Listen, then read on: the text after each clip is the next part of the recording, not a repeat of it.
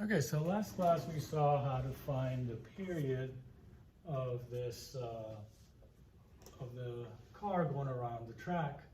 And now I want to define another term called the frequency. When we erase this, I hope you guys have that down as notes. If not, review the video. So frequency is defined as the number of revolutions or cycles per second. So you kind of see it's like the opposite of this. This is the time it takes to complete one cycle, and this is the number of cycles per time. So this says, if you think about this, you can find period by finding revolutions per second, and you find frequency by dividing the seconds by their revolutions. And so this is revolutions per second, and this is seconds per revolution. Oops, I wrote that the other way around, sorry. Okay, seconds per revolution, the T on this side, and revolutions per second, okay? So we found this already. Now to find the frequency, well, frequency and period, if you see, are basically inverses of each other. If I do 1 over T, I get F. And if I do 1 over F, I get T. So you look, this is like the simplest equation you'll ever see in all of physics. It only has 2 variables. And so 1 is telling you the time it takes to complete a revolution, and the other is telling you how many revolutions you complete per second. If you wanted to find the frequency of this one, frequency would be 1 over the period, since you already found the period, be 1 over 31.45, and that is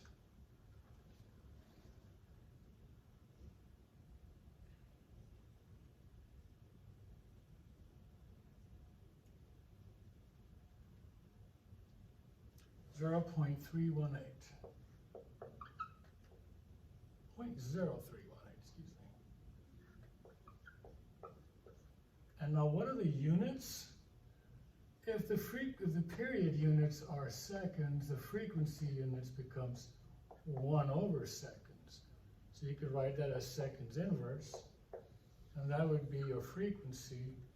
But you know what? We have another cool unit that we use instead of that. I'm going to erase this, you don't need that. And that is Hertz. Hertz is the same as 1 over second, which can also write as 1 over second. This is kind of inconvenient looking. And even Hertz is kind of long, so you break that down to Hz. I know you guys have seen this before, maybe power supplies of your laptop, on your microwave, if there's a label in the back. Most of the things that you plug into the wall will have something to do with Hz. You'll normally see 50 up here in front of it. That's the frequency in which our alternating current comes into our house. But again, that's just the number of times it changes per second. It's a frequency called Hertz. So we could write this as the frequency equals 0.0318 Hertz. Okay? And so it takes 0.0318 revolutions in 1 second. So it only makes a little tiny part of the revolution in 1 second. Okay? So that's frequency. And so I'd like to go back and put up here the original thing that we had. Speed equals distance over time.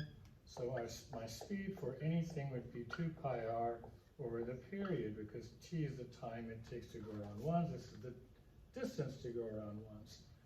And so here's one equation for you that you would use. The other one I gave you earlier, which was t equals 2 pi r over v, if you need to find t. And we have frequency equals 1 over period, or period equals 1 over frequency. To write this down somewhere, a lot of times you're given time and revolutions, very quick to find frequency or period this way, and then be able to use that to go ahead and determine one from the other when you find one. Okay, so that's it on the introduction to circular motion, and we're going to take a deeper dive into it next.